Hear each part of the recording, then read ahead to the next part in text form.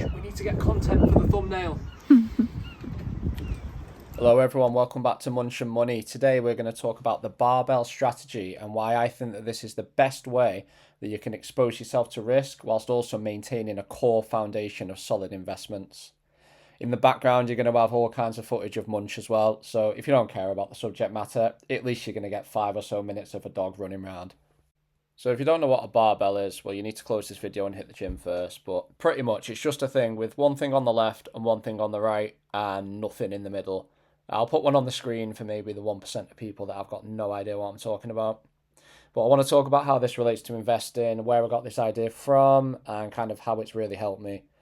So I got this idea from a book called Anti-Fragile by Nassim Taleb, and it's a really, really good book. It's pretty dense, but if you do fancy reading it, I recommend that you pick it up, or you can just listen to this video, really. It's going to be a hell of a lot easier, isn't it? So on the left side of our barbell, we really want things that are solid and foundational. This is the place where we don't want to take that much risk. So we want our solid core of investments.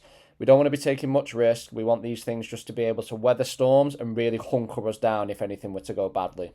So that sounds pretty boring, doesn't it? It's like, yeah, I know, I want basic investments, things that aren't really going to do much, but things that are going to be safe. It's pretty dull.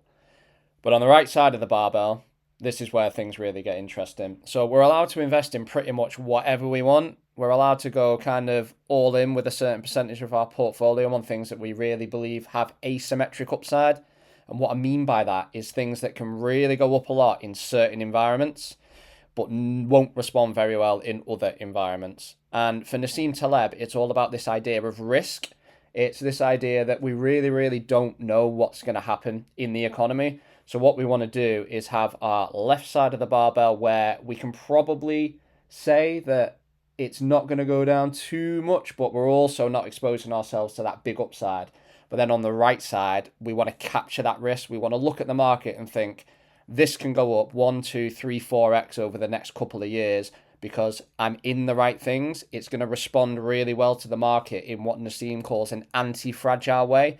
It gets stronger when it is exposed to chaos. And then in the middle of our barbell, we want pretty much nothing. According to Nassim and anyone that follows barbell theory, which does include myself, there's not really any benefit to having anything that's in the middle. We're either wanting things that are super risky and that can go up a lot, or we want things that are going to hunker us down.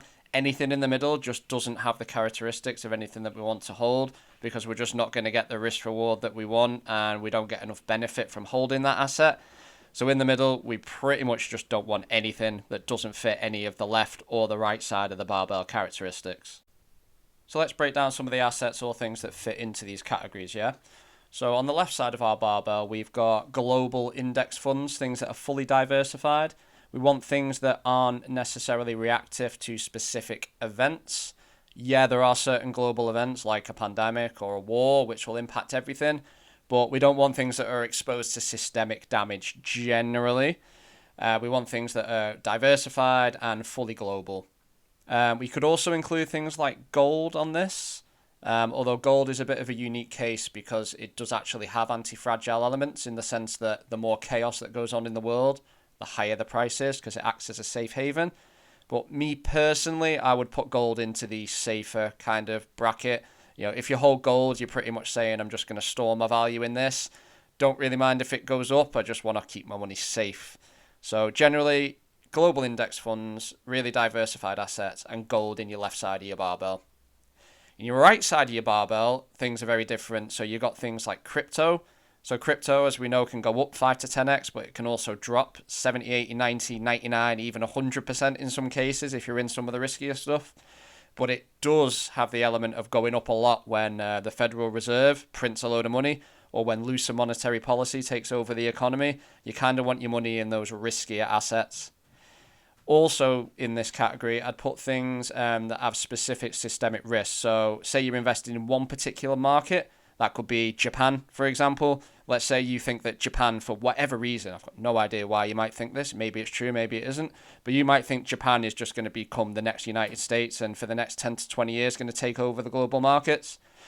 That is an asymmetric bet. You are putting all of your chips kind of in one basket. So I would count that as your right side of the barbell. And then in the middle, you got things that don't really benefit anything. So yes, these would be things that where you still have an element of risk, but not safety. So I would say that this would be most ETFs now. Ones where you're exposed to certain systemic risks like heavy tech, but you're also not getting the upside that you would expect from like a crypto or a really specific niche market that you think is going to go up. I think the best way to get this idea across really is to use an example of when we kind of want certain assets and when we don't, and how they can really protect or destroy our portfolio.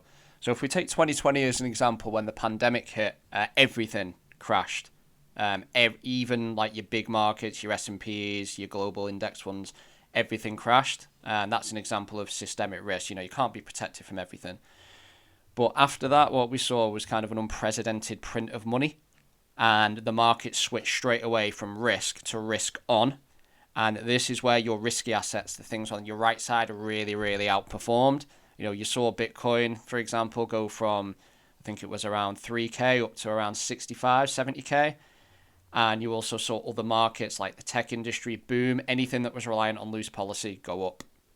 But now we're in kind of the opposite environment, right? We've got higher interest rates, we've got a war going on, we've got oil going through the roof. So this is where we're reliant on the left side of our portfolio, our global index funds and things like that, where our right side barbell might be going down, but we're being held up or held up somewhat by our left side.